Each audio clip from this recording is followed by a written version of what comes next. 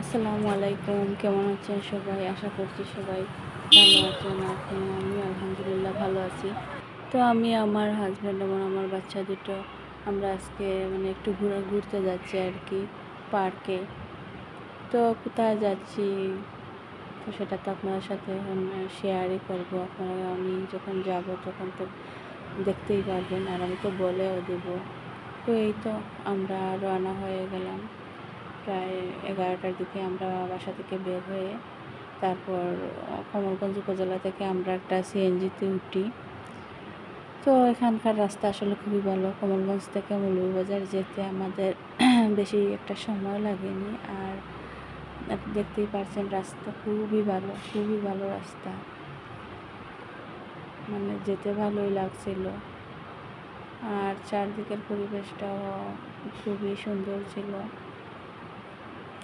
কিছুক্ষণ পর শুধু সবুজ আর সবুজ ধান ক্ষেত দেখতে পারবেন।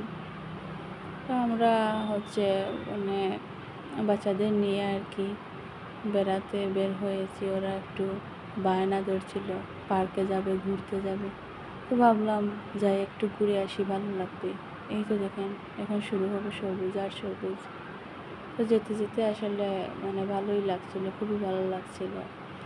প্রচুর আমরা এনজয় করছিলাম। খুবই ভালো রাস্তা। তো সেখানে গিয়ে আমাদের খুব ভালো লেগেছে। আমরা যাচ্ছি মৌলভীবাজার জেলার যে কনকপুর ইউনিয়ন আছে, এই কনকপুর একটা পার্ক আছে, যেটা নাম হচ্ছে দুবাই ফান সিটি।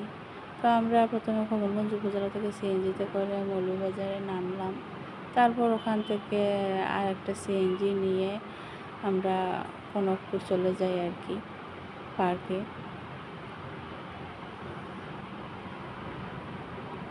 এই তো যেতে যেতে আপনাদের সাথে গল্প করছি আর শেয়ার করছি। দেখতেই পাচ্ছেন কি সুন্দর একটা পরিবেশ। আর আজকে রোদ কিন্তু অনেক কড়া রোদ ছিল, খুবই কড়া রোদ ছিল, খুব গরম লাগছিল বাচ্চাদের নিয়ে। তো আর বেশিক্ষণ নয়, আমরা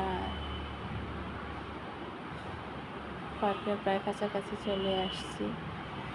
আর এই তো এই পার্কটা। তো এখন আমরা টিকিট কেটে নিচ্ছি আর কি। তো জনপ্রতি 50 টাকা করে টিকিট নিয়েছিল, আর প্রতি রাইডে ছিল 40 টাকা করে। তো আমরা প্রায় সবগুলি রাইডই চড়েছি। তো বাকি অংশ সামনের ব্লগে শেয়ার করব।